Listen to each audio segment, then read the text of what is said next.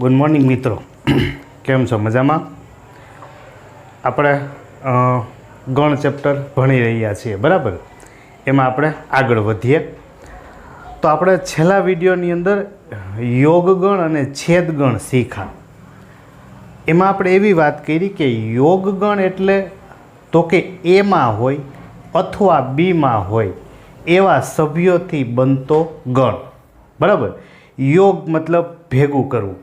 આપણે આમ વ્યવહારમાં ઘણીવાર ઉપયોગ કરતા હોય કે આ ભાઈને યોગ બહુ સારા હાલે છે, સારા બધું ભેગું કર્યા કઈ થયું છે, તો એ યોગ છે. યોગ એટલે ભેગું કરવું, બરાબર? યુનિયન. પછી આપણે વાત કરી છેદગણ.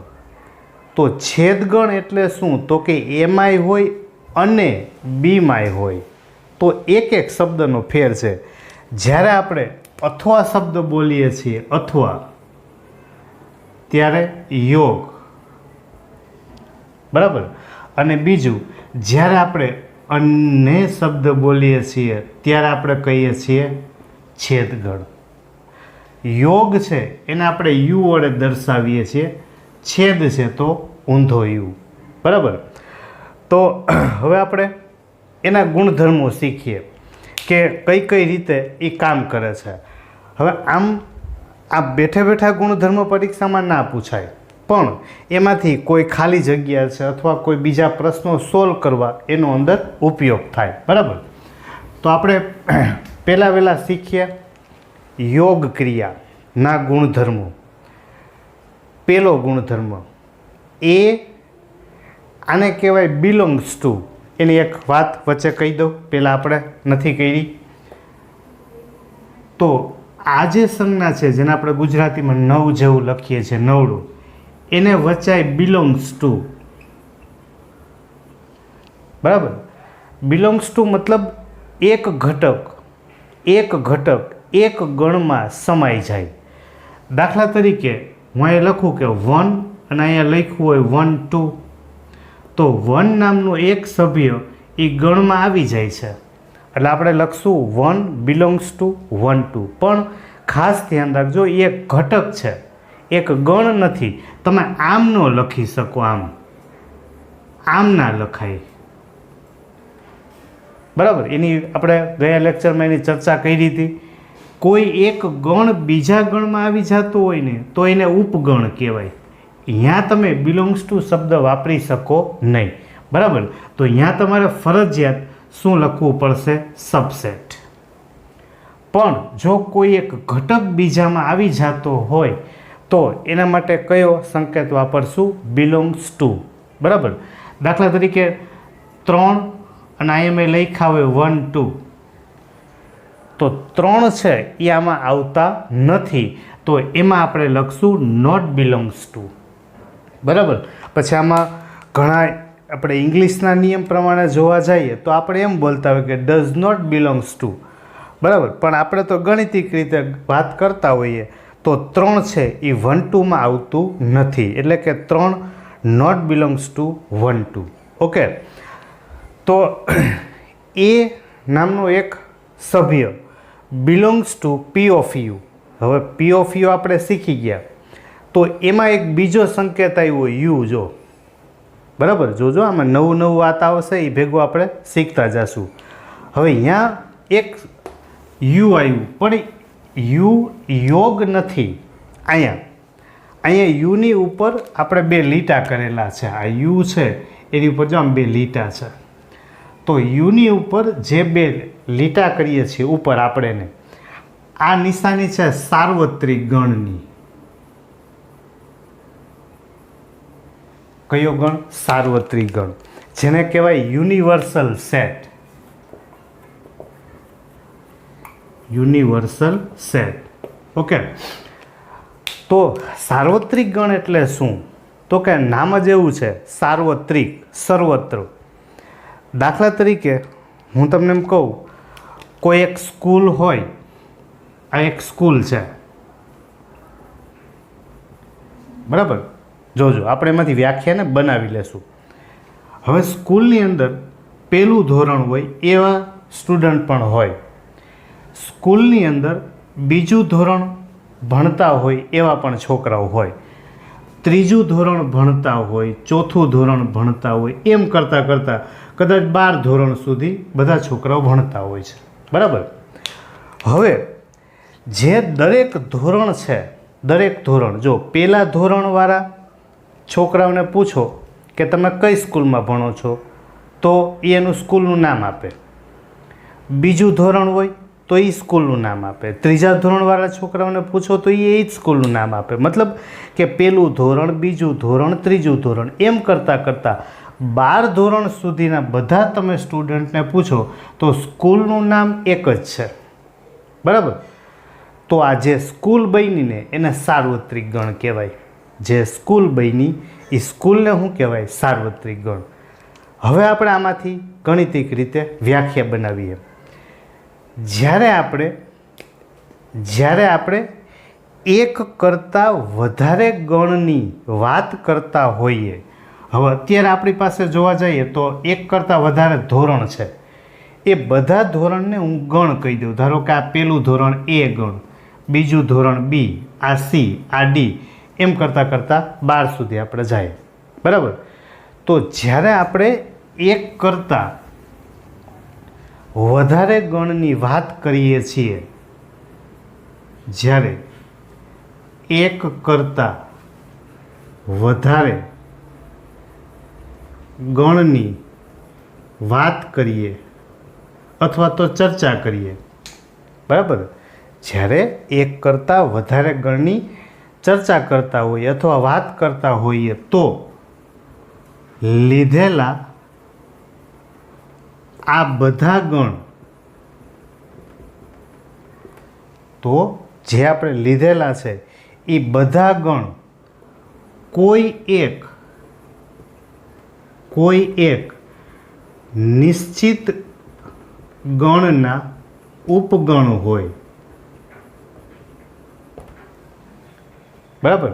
તો આ જે નિશ્ચિત ગણ છે, આ નિશ્ચિત ગણને આપણે કહેશું સાર્વત્રિક ગણ, બરાબર. જો હવે આપણે એને સ્કૂલના ઉદાહરણ સાથે સરખાવીએ.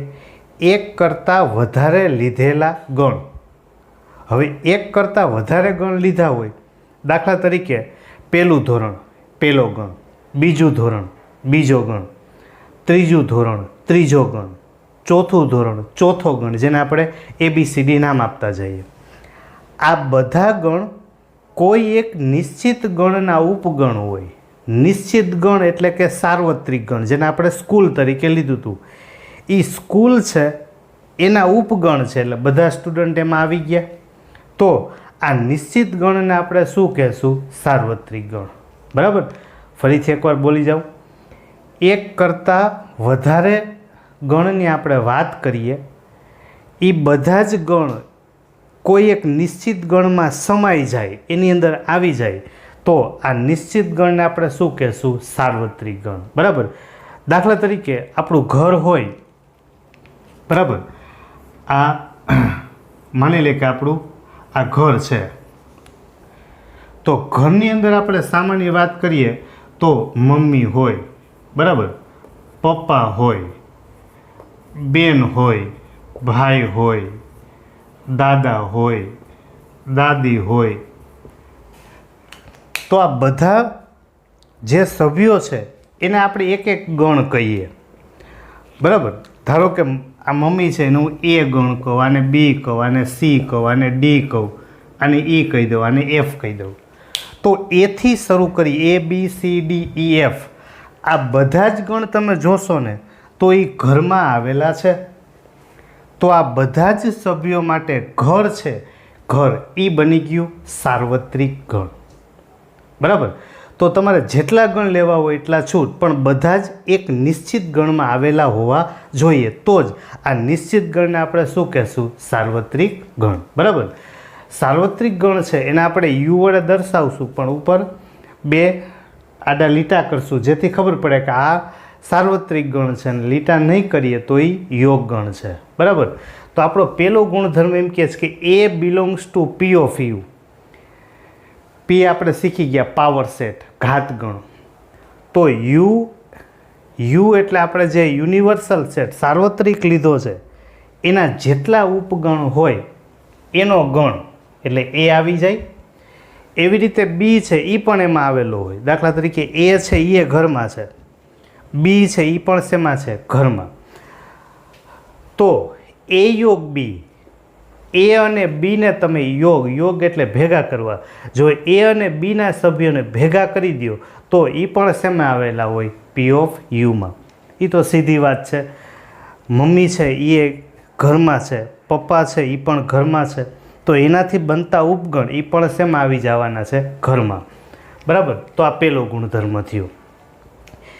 પછી બીજો ગુણધર્મ લઈએ કે એ સબસેટ એ યોગ બી, એ સબસેટ એ યોગ બી. એ અને બીને ભેગા કરીએ તો એમાં એ તો આવવાનો જ છે. તમે એક નાનકડું ઉદાહરણ લ્યો.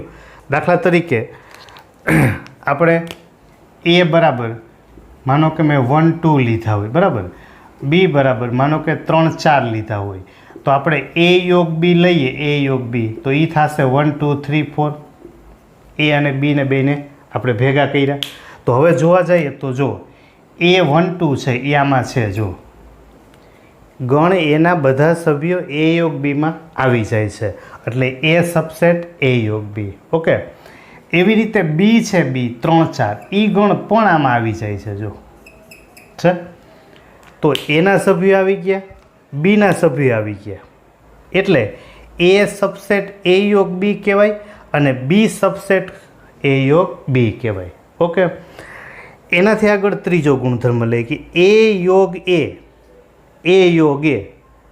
દાખલા તરીકે હું એમ કહું કે મારું નામ આશીષ, તો એ યોગ એ, હવે મને ને મને ભેગું કરો તો હું પોતે જ બહુ, એટલી તો આપણામાં કોમન બુદ્ધિ છે એટલે જ ભણવા બેઠા છે. એ યોગ એ, એ ગણ 1 2, એ ગણ 1 2, એ બેને ભેગા કરશો તો એ 1 2 થવાનું છે. બરાબર. ચોથો ગુણધર્મ એ સબસેટ બી, એના બધા સભ્યો બીમાં હોય, એનો મતલબ એ નાનો ગણ છે, બી મોટો ગણ છે. સી સબસેટ ડી, સીના બધા સભ્યો ડીમાં છે, એટલે સી નાનો ગણ છે ને ડી મોટો ગણ છે. સાદા અર્થમાં એની વાત કરશું આપણે તો એ અને સી છે ને આ બે નાના ગણ થયા. શું કામ? કારણ કે એ બીમાં છે અને સી છે એ ડીમાં છે. આ બે મોટા ગણ ક્યાં થયા? તો કે બી અને ડી. બરાબર. ધારો કે અહીંયા એ છે, એ બરાબર હું 1 લઉં, ધારો કે બી બરાબર 1 2 લઉં, સી બરાબર ધારો કે 3 લઉં અને ડી બરાબર ધારો કે હું 3 4 લઉં. બરાબર. તો એ છે ને એ બીમાં આવી ગયું, જો એના બધા સભ્યો બીમાં આવી ગયા, સીના સભ્યો ડીમાં આવી ગયા. હવે તમે એમ કહેશ કે એ યોગ સી બે નાના ગણને ભેગા કરો, એ અને સી, આ બેને તમે ભેગા કરશો ને તો 1 અને 3 થાય. બરાબર. બી યોગ ડી, બી ને ડીને ભેગા કરો તો 1 2 3 4 થાય. એ અને સીને ભેગા કરશો તો 1 3 મળ્યું. એ યોગ સી આપણને શું મળ્યું? 1 3. બરાબર. બી યોગ ડી લેશો, બી ને ડીને ભેગા કરશો તો 1 2 3 4 થયું. 1 2 3 4. બરાબર. એટલે 1 3 છે, 1 અને 3 એ આમાં આવી ગયું. તો સાવ સાદો ગુણધર્મ છે કે બે નાના ગણ બે મોટા ગણના ઉપગણ હોય. બરાબર. એની આગળ જાય પાંચમો ગુણધર્મ. જોજો, X does not belongs to A યોગ બી. એક્સ છે એ યોગ બીમાં નથી. બરાબર. હવે યોગ એટલે તો કે યોગ એટલે ભેગું કરવું. એ અને બીને બેને ભેગા કરો ને એમાં એક્સ નથી. બરાબર. એનો અર્થ શું થયો કે એક્સ છે એ એમાંય ન હોય અને એક્સ છે એ બીમાંય ન હોય. દાખલા તરીકે હું એમ કહું હું અહીંયા એ અને બી બે મેં ભેગા કર્યા છે, આ બરાબર, આમાં 5 નામનો સભ્ય નથી. તો આપણે ખબર પડે કે આમાં એ યોગ બીમાં 5 નથી, એનો મતલબ એ 5 એમાંય ન હોય અને એ 5 બીમાંય ન હોય. હોય તો ના આપણે ભેગો લઈ લીધો હોય, બરાબર. એ તો આમાં છે નહીં. એટલે x not belongs to A યોગ બી હોય, એ યોગ બીમાં કોઈ એક્સ નામનો સભ્ય ના હોય તો એક્સ એમાંય ન હોય ને એક્સ બીમાંય ના હોય, બરાબર. પછી છઠ્ઠો ગુણધર્મ, એ યોગ બી બરાબર બી યોગ એ, એને ક્રમનો નિયમ કહેવાય. ક્રમ બદલાવો. હું એમ કહું કે એ બીને ભેગા કરો, પછી એમ કહી દઉં બી અને એને ભેગા કરો, એટલે તમે એમ કહો તરત કહો કે હાવ આવી મસ્તી ન હોય કાંઈ. હવે એ બીને ભેગા કરો એટલું જ શું થાય, બી અને એ ભેગા કરો. પછી સાતમો ગુણધર્મ છે એ યોગ, કાઉન્સમાં લખ્યું છે બી યોગ સી, તો આપણે એને બોલશું એમ એ યોગ બી યોગ સી બરાબર. હવે આપણે એ બીમાં કાઉન્સ કરીએ, યોગ સી કરીએ, જેને આપણે જૂથનો નિયમ કહીએ છીએ. 3 ઘટક હોય, પહેલાં બી સી ભેગા લીધા, પછી આપણે એ બી ભેગા લીધા. પણ યોગ એટલે ભેગું કરવું. તમે બી સીને ભેગા કરો, પછી એને ભેગો કરી દો, એટલે ત્રણેય ભેગા થઈ ગયા. હવે આમાં આપણે શું કરીએ, પહેલાં એ બીને ભેગા કરીએ, બરાબર. પછી આપણે સી સાથે ભેગું કરી દઈએ, તો થયું તો એનું ઈ જ. એને કયો નિયમ કહેવાય, તો કે જૂથનો નિયમ. પછી 8મો ગુણધર્મ, હવે એનું ધ્યાન રાખવાનું, કારણ કે ખાલી જગ્યામાં આ બેનો ઉપયોગ થાય. એ યોગ 5, યોગ 5, 5 એટલે ખાલી ગણ. એ એનો ખાલી ગણ સાથે તમારે યોગ ગણ લેવાનો છે. હવે ખાલી એમાં એકેય સભ્યો છે જ નહીં. આપણી દેશી ભાષામાં કહીએ તો લુખાઈને પ્રાઇવેટ લિમિટેડ. હવે એક માણા પાસે 1 રૂપિયો ન હોય અને એક માણા પાસે કાંઈક છે, એ બેને ભેગા કરો રૂપિયા, તો આ જેની પાસે હતા એ જ થાય.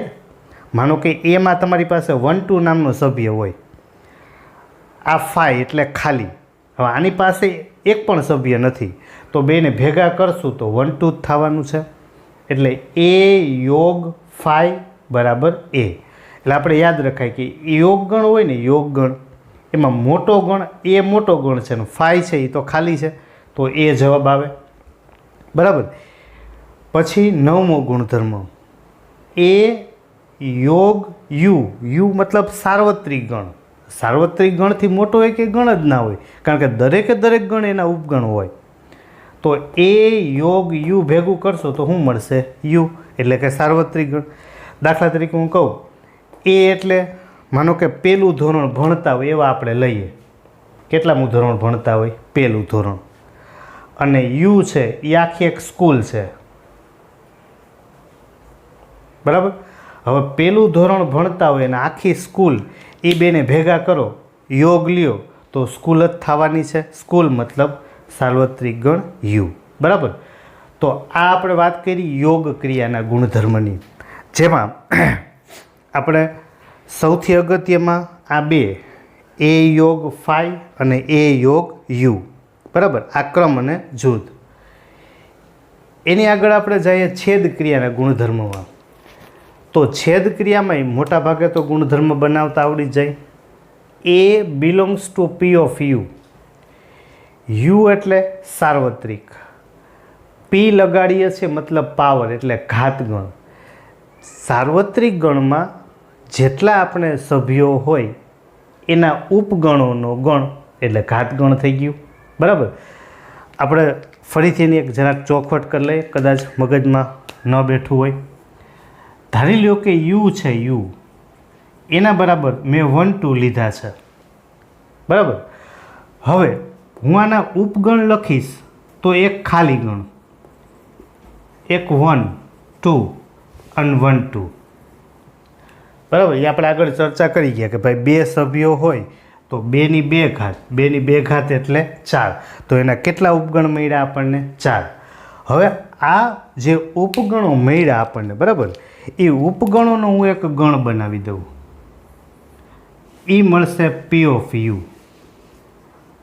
પાવર સેટ ઓફ યુ, બરાબર.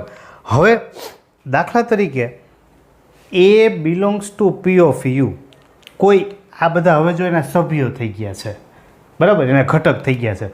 હવે 1 નામનો એક ઘટક લીધો છે, જો આમાં ઘટક બોલું છું, ગણ નથી બોલતો. આ એક ઘટક છે ને હું એ કહું તો જો એ નામનો ઘટક છે ને એ પી ઓફ યુમાં આવેલો છે એવી રીતે કોઈ બી બરાબર હું ઘટક 2 લઉં, જો ઘટક બોલું છું તો બી નામનો ઘટક એ પણ આમાં આવેલો છે બરાબર. A belongs to P of U, B belongs to P of U, તો એ છેદ બી. હવે આ બે એનો હું છેદગણ લઉં તો સીધી ખબર છે આ બેનો છેદગણ લઈએ તો ખાલી ગણ થાય. તો ખાલી ગણ એમાં છે, જો પડી સમજણ પડી બરાબર. આ બેનો છેદગણ હોય તો શું થાય? ખાલી. તો ખાલી આમાં છે. જો યોગમાં આપણે ભેગા કરતા હતા 1 2 બેને ભેગા કરવા 1 2, તો એ પણ યોગમાં હતું. જો આપણે લખતા એ યોગ B belongs to P of U, પણ ધ્યાન રાખજો 1 2 નામનો ઘટક છે. આ ખાલી ગણ એક સભ્ય છે, કારણ કે જો એ ઉપર એક ગણ છે. જો એ ન હોત તો દરેકે દરેક એક ગણ બોલાય બરાબર. હવે બીજું એ છેદ બી સબસેટ એ છેદ બી બરાબર. હવે દાખલા તરીકે આપણે એ અને બી બે ગણ લઈ લઈએ. માનો કે એ બરાબર આપણે 1 2 લઈએ અને બી બરાબર 2 3 4 લઈ લઈએ. તો આપણે એ છેદ બી લેશું. એ છેદ બી, છેદ એટલે તો કે બેયમાં સરખું હોય એવું. તો હવે બેયમાં સરખું હોય એવું કોણ? તો કે 2. તો એ છેદ બી સબસેટ એ, તમે એ છેદ બી જો ને તો એમાં છે જો, અને એ છેદ બી સબસેટ બી, એ છેદ બી છે ને બીમાં છે. આપણને થાય છે બી તો હોય જ નહીં. હવે એ અને બી સરખા હોય એમાંથી તો આપણે લીધું હોય, તો એ બેયમાં ન હોય બરાબર. ત્રીજું એ છેદ એ બરાબર એ. હવે 1 2 હોય એનો છેદગણ તમે પાછો 1 2 આરે જ લ્યો તો 1 2 જ થવાનો છે. જેમ યોગ ગણમાં એ યોગ એ બરાબર એ યોગ એ બરાબર એમ છેદગણમાં એ છેદ એ બરાબર એ. એના પછી ચોથો ગુણધર્મ એ સબસેટ બી. પાછી એની વાત એ છે એના બધા સભ્યો બીમાં આવેલા છે. સી સબસેટ ડી, સી છે એ ડીમાં આવેલું છે. તો એ છેદ સી, આ બેનો તમે છેદગણ લ્યો તો 1 અને 3 નો છેદગણ લેશો તો એ ખાલી ગણ થશે. આ ખાલી ગણ થશે. બી છેદ ડી, બી અને ડીમાં કાંઈ સરખું છે તો કે નહીં, તો કે એ પણ ખાલી થયું. તો દરેક ગણ છે એ પોતે પોતાનું ઉપગણ તો હોય જ બરાબર. તો 5 સબસેટ શું મળ્યું આપણને? 5. એટલે કે આપણે જોવા જઈએ તો 5 સબસેટ 5 મતલબ કોઈ પણ ગણ પોતે પોતાનો ઉપગણ તો હોય જ બરાબર. પછી પાંચમો ગુણધર્મ લઈએ, એક્સ નોટ બિલોંગ્સ ટુ એ છેદ બી. એ છેદ બી છે ને, એ છેદ બી એમાં એક્સ નામનો ઘટક નથી બરાબર. આમાં એક્સ નામનો ઘટક નથી. દાખલા તરીકે હું એમ કહું કે 5 આમાં નથી બરાબર. તો એનો અર્થ છેદગણ એટલે તો કે બેયમાં સરખું હોય એવું. એટલે 5 આમાંય ન હોય અથવા તો 5 આમાંય ન હોય. ધારો કે બેયમાં હોત તો આપણે લીધું જ હોત. એટલે એક્સ નોટ બિલોંગ્સ ટુ એ છેદ બી હોય બરાબર, તો એક્સ એમાંય ન હોય અથવા તો એક્સ બીમાંય ના હોય બરાબર. તો અહીંયા ધ્યાન રાખવાનું, એક્સ એમાંય નથી અથવા એક્સ બીમાંય નથી બરાબર. એની આગળ જઈએ છઠ્ઠો ગુણધર્મ. જો અહીંયા છેદ છે, ધ્યાન રાખજો શબ્દ છેદમાં નથી એટલે આપણે કયો શબ્દ ઉપયોગ કર્યો? અથવા. ના અહીંયા જો યોગમાં નથી એટલે આપણે કયો શબ્દ ઉપયોગ કર્યો? તો અને બરાબર. એમાં યોગ એટલે શું? તો કે આપણે અથવા. એક્સ એમાંય નથી અથવા બીમાંય નથી. એનો મતલબ એવો થયો કે એમાંય નથી ને બીમાંય નથી. એનો અર્થ કે બેયમાં નથી બરાબર. અહીંયા એક્સ એમાંય નથી અને બીમાંય નથી. એક્સ એમાં નથી અને બીમાંય નથી. એનો અર્થ સાદો થયો કે એક્સ એમાંય નથી અથવા તો બીમાં પણ નથી. છઠ્ઠું, એ છેદ બી બરાબર બી છેદ એ. એ કયો નિયમ થયો? ક્રમ. એ અને બીનો છેદગણ લ્યો કે પછી બી અને એનો છેદગણ લ્યો. સાતમું, એ છેદ બી છેદ સી બરાબર એ છેદ બી છેદ સી. તો એ તો છેદગણ જ ભેગો કરવાની વાત છે. પહેલાં બી સીનો છેદગણ લ્યો, પછી એ આરે એ છેદ બી છેદ સી બરાબર. પહેલાં આ બે વચ્ચે કાઉન્સ કર્યો, પછી એ બીમાં કાઉન્સ કર્યો. પછી 8મો અને 9મો આ બે ગુણધર્મમાં ધ્યાન રાખવાનું. ઓની જેમ જ એ છેદ યોગ એ છેદ યુ બરાબર. યુ ક્યુ છે તો કે સાર્વત્રિક ગણ છે. તો એ છેદ યુ બરાબર એ. શું કામે? કારણ કે જો છેદગણ છે. છેદગણ એટલે શું? તો કે બેયમાં સરખું હોય એવું. હવે યુ છે, યુ એ તો સાર્વત્રિક ગણ છે, સૌથી મોટામાં મોટો છે બરાબર. તો એ અને યુ છે એમાં નાનો તો એ જ હોય. તો એનો જવાબ શું આવશે? એ. શું કામ? તો કે હમણાં જ મેં તમને કીધું, દાખલા તરીકે એ બરાબર તમે ધોરણ 1ના સ્ટુડન્ટ લીધા હોય અને યુ છે એ તો સાર્વત્રિક ગણ છે, એટલે એ આખી સ્કૂલ થઈ. હવે આ બેનો તમે છેદગણ લ્યો. છેદગણ એટલે બેયમાં હોય એવું. સ્કૂલમાંય હોય ને ધોરણ 1માંય હોય. તો બેયમાં સરખું હોય એવું શું મળે આપણે? તો કે ધોરણ 1માં ભણતા હોય એવા વિદ્યાર્થીઓ. એના પછી એ છેદ ફાઈ. ફાઈ એટલે ખાલી બરાબર. એ છેદ ફાઈ. ફાઈવ એટલે તો ખાલી. ખાલી યારે તમે છેદગણ લ્યો. છેદગણ એટલે બેયમાં સરખું હોય એવું, પણ આ તો ખાલી જ છે. બેયમાં કાંઈ સરખું હોય એવું શું? તો કે ખાલી બરાબર. ફરીથી એ એટલે કાંઈક સભ્યો છે, ખાલી એટલે એમાં એક પણ સભ્ય નથી બરાબર. એક વ્યક્તિ એવો છે કે જેની પાસે એકેય રૂપિયા નથી. એક એવો છે કે બીજા એની પાસે 5 રૂપિયા છે. હું એમ કહું બે પાસે રૂપિયા હોય ને એવા ભેગા કરો. ભેગા કરો મતલબ બે પાસેથી સરખા હોય એવા લેવાના. તો ઓલો ભાઈ તો હાવ લુખાન પ્રાઇવેટ લિમિટ છે, એની પાસે ક્યાં રૂપિયા જ છે. તો બેનો છેદગણ શું મળ્યો? તો કે ખાલી ગણ બરાબર. જો યોગગણ હતું તો એ થાય, છેદગણ હોય તો શું થાય? ફાઈ. તો ધ્યાન રાખવાનું કે યોગગણમાં યોગગણ હોય તો મોટો ગણ જવાબ આવે એ, અને આમાં જો યુ જવાબ છે, એ કરતાં યુ મોટો હોય. તો યોગગણમાં મોટો ગણ જવાબ અને છેદગણમાં જો નાનો જવાબ. એ અને યુ એમાં નાનું કોણ? તો કે એ. એ અને ફાઈ એમાં નાનું કોણ? ફાઈ બરાબર. તો આ વાત આપણે કરી ગુણધર્મની. તો આપણે વ્યાખ્યા શીખા સાર્વત્રિક ગણ બરાબર. પછી યોગ ક્રિયાના ગુણધર્મો અને છેદ ક્રિયાના ગુણધર્મો. ઓકે, આપણે યોગ ક્રિયા અને છેદ ક્રિયાના ગુણધર્મો સાર્વત્રિક ગણ આવું શીખા બરાબર. હવે એની આગળ પાછા એક વ્યાખ્યામાં જઈએ. તો એની આગળ એક વ્યાખ્યા શીખ્યા આપણે પૂરક ગણ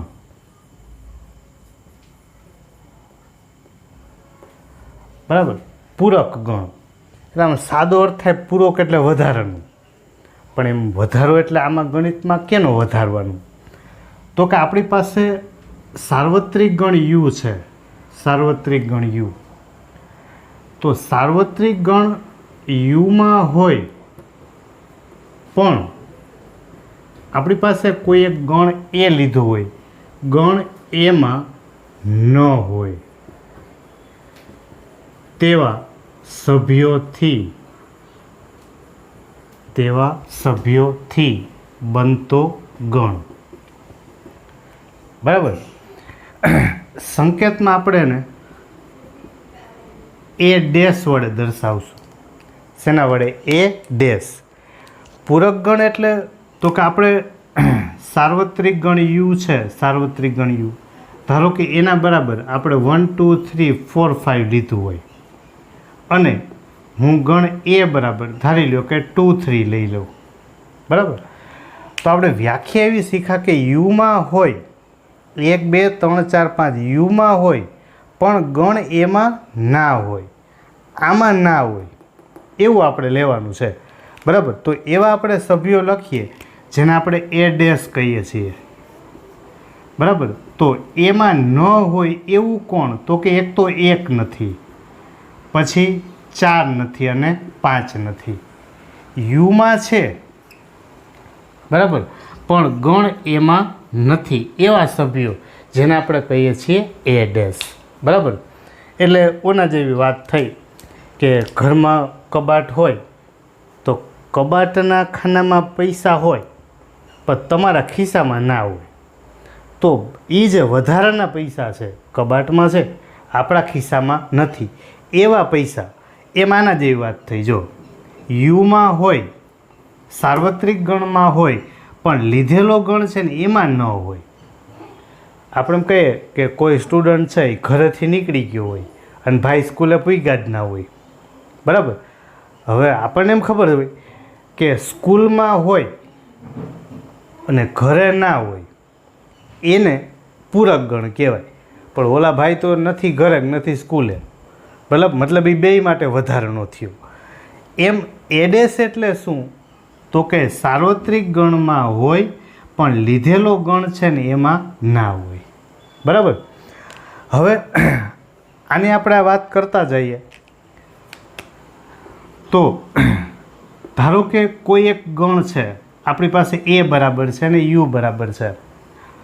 હવે યુ બરાબર આપણે ધારી લ્યો કે 1 2 3 4 5 6 લીધા હોય, બરાબર, અને હું ગણ એ બરાબર ધારી લ્યો કે 1 2 અને 3 લઈ લો. તો હવે 1 નામનો સભ્ય છે એ યુમાં છે, 2 નામનો સભ્ય છે અને 3 નામનો સભ્ય છે, બરાબર. હવે એ ડેશ લઉં, એ ડેશ, તો એ ડેશ બરાબર ક્યાં ઘટક મળશે? તો કે યુમાં હોય અને આમાં ના હોય એવું કોણ? તો કે 4 5 અને 6, બરાબર. તો હવે એ યોગ એ ડેશ, યોગ એટલે ભેગું કરું, હું આ બેન ભેગા કરી દઉં, આ બેન ભેગા કરીશ એટલે 1 2 3 4 5 6 આ બધા મેં ભેગા કહીએ તો એ યોગ એ ડેશ 1 થી 6. હવે 1 થી 6 ને તો આપણે યુ કહીએ છીએ, સાર્વત્રિક ગણ, બરાબર. પછી એ છેદ એ ડેશ લઉં, છેદ એ ડેશ, આ બેનો છેદગણ એટલે બેયમાં હોય એવું, પણ આ બેયમાં હોય એવું કાંઈ સરખું નથી. કાંઈ સરખું ના હોય તો એને આપણે શું કહીએ છીએ? 5, બરાબર. તો આપણા માટે એ યોગ એ ડેશ બરાબર યુ અને એ છેદ એ ડેશ બરાબર 5 આવું મળશે. હવે ધારી લ્યો કે કોઈ એક સભ્ય છે, માનો કે આ 1 છે, 1 એ એમાં છે, બરાબર. સમજો 1 બિલોંગ્સ ટુ એ, 1 નામનો સભ્ય એમાં છે એટલે 1 નામનો સભ્ય એમાં હોય તો એ ડેશમાં તો ના જ હોય, તો 1 not belongs to A dash, બરાબર. હવે હું એ વાતને ઊંધી રીતે બોલું, પહેલાં હું એમ બોલું કે 1 નામનો સભ્ય છે, 1 નામનો સભ્ય એ ડેશમાં નથી, એ ડેશમાં નથી એનો મતલબ એ 1 નામનો સભ્ય શેમાં છે? એમાં. તો હું આને અહીં જેમ 1 માટે લખ્યું એમ 2 3 બધા માટે થાય ને, એટલે આપણે એને વ્યાપક રીતે કોઈ પણ એક અક્ષરને ધારી લઈ. ધારો કે હું સ્મોલ એ કહી દઉં, સ્મોલ એ બિલોંગ્સ ટુ એ હોય, પછી આપણે બે બાજુ એરા કરી દેવાના આમ, બરાબર. એને ડબલ ઇમ્પ્લાઇઝ કહેવાય, એને આપણે શું કહેશું? ડબલ ઇમ્પ્લાઇઝ, બરાબર. એનું ગુજરાતી થાય તો અને તો જ, તો અને તો જ, બરાબર. એ આપણે એક આગળ ચેપ્ટર તર્ક નામના ચેપ્ટરમાં એના વિશે વધારે ચર્ચા કરશું. જો 1 બિલોંગ્સ ટુ એ હોય તો 1 એની જગ્યાએ આપણે એ બિલોંગ્સ ટુ એ, તો A not belongs to A dash, બરાબર. જો આ હોય તો આ થાય એક સાઈડ, અને જો A not belongs to A dash હોય તો એ બિલોંગ્સ ટુ આપને શું મળશે? એ, બરાબર. તો આ ગુણધર્મમાં ઉપયોગ કરવાનું થઈ ગયું કે એ યોગ એ ડેશ, એ યોગ એ ડેશ બરાબર યુ એક ગુણધર્મ, એ છેદ એ ડેશ બરાબર 5 બીજો ગુણધર્મ, A belongs to capital A double implies એટલે કે તો અને તો, જો આ થાય તો આ થાય, જો આ થાય તો આ થાય, A not belongs to A dash, બરાબર. હવે અહીંયા આપણે એ ડેશ લીધું છે, હવે જ્યાં આપણે એ ડેશ લીધું છે એનો હું પાછો ડેશ લઉં, એ ડેશનો ડેશ. હવે એ ડેશ બરાબર છે 4 5 6, બરાબર, એનો મારે ડેશ લેવાનો છે. તો આપણે વ્યાખ્યા પ્રમાણે યુમાં હોય પણ આપેલા ગણમાં ના હોય, તો 4 5 6નો ડેશ, તો એના બરાબર આપણને કયા ઘટક મળે? 1 2 અને 3. બરાબર. હાવ સાદા અર્થમાં વાત સમજીએ તો જેનો તમારે ડેશ જોતો હોય એ ઘટકને યુમાંથી ઉલારો, મતલબ કાઢી નાખો. જો અહીંયા એ બરાબર 1 2 3 હતું, મારે એનો ડેશ જોઈએ છે, તો એના સભ્યને મેં યુમાંથી કાઢી નાખ્યા. બરાબર. મારે એ ડેશ છે, એ ડેશ બરાબર 4 5 6 છે, મારે એનો ડેશ જોઈએ છે. બરાબર. તો જેનો ડેશ જોઈએ છે એને 4 5 6 ને યુમાંથી કાઢી નાખો, મતલબ શું મળ્યું? 1 2 અને 3. તો આ મળે આપણને પૂરક ગણ. ગણ યુમાં હોય પણ ગણ એમાં ન હોય, ગણ એમાં ના હોય એવા સભ્યોથી બનતો ગણ. એમાં નથી, યુમાં છે એવા સભ્યોથી બનતો ગણ, જેને આપણે શું કહીએ છીએ? પૂરક ગણ, એટલે કે એ ડેશ. બરાબર. એની આગળ એક બીજી વ્યાખ્યા શીખીએ, તફાવત ગણ. બરાબર. આ જ વ્યાખ્યા છે, ખાલી આપણે સંકેતો બદલવાના છે. તો આપણી પાસે એ અને બી બે ગણો હોય, એ અને બી. તફાવત એટલે એ માઇનસ બી, તફાવત એટલે બાદબાકી. બરાબર. એ માઇનસ બી એટલે વ્યાખ્યા પ્રમાણે એમ લખાય, ગણ એમાં હોય પરંતુ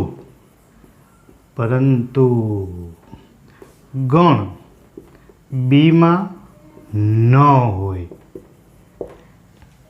બરાબર. આમાં કેમ બોલતા હતા? યુમાં હોય, એમાં ના હોય. એમ એ જ વાત, ખાલી યુની જગ્યાએ એ મૂકી દીધું, એની જગ્યાએ બી મૂકી દો, તો ગણ એમાં હોય પણ ગણ બીમાં ના હોય. બરાબર. ધારો કે આપણે યુ બરાબર એના અહીં આપણે એ બી નામ આપ્યા છે, તો એ બીમાં જઈએ તો એ બરાબર માનો કે મેં લીધા છે 1 2 3. બરાબર. અને બી બરાબર હું લઈ લઉં 3 4 5. હવે હું કહું મારે એ માઇનસ બી જોઈએ છે. શું? એ માઇનસ બી. એટલે એનો અર્થ શું?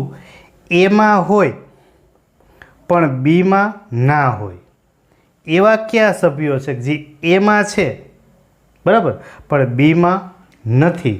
તો આપને આમ ખબર જ પડી જાય ને કે જો આ 3 છે ને, 3 એ આ બીમાં છે, બરાબર, પણ ઓલા 1 2 નામના સભ્ય છે ને એ એમાં છે, જો એમાં છે પણ એ બીમાં નથી. તો એ માઇનસ બી આપણને શું મળશે? 1 2. બરાબર.